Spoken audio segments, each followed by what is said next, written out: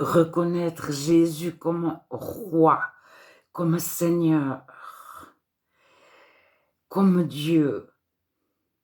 Dans certaines langues, le mot roi et le mot Dieu est le même.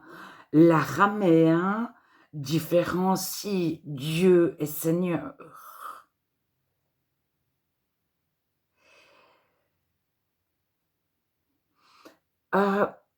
Reconnaître Jésus comme roi. On parle des fois de couronne. Certains chants disent Jésus, nous te proclamons, roi, nous te couronnons, etc.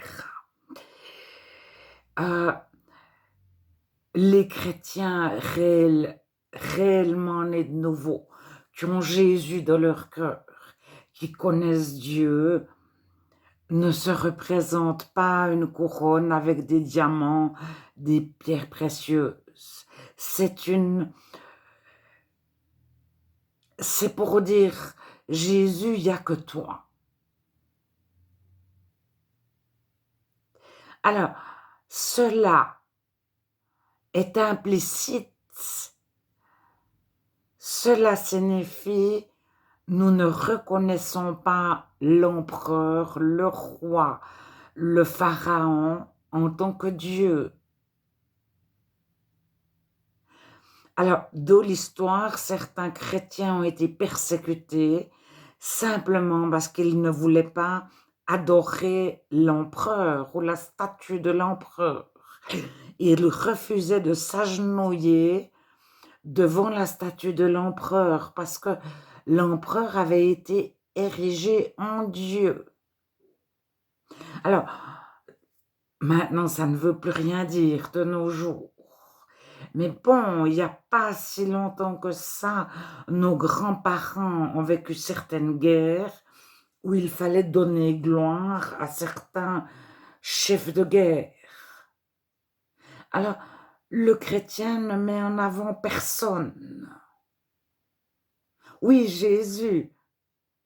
Mais sinon,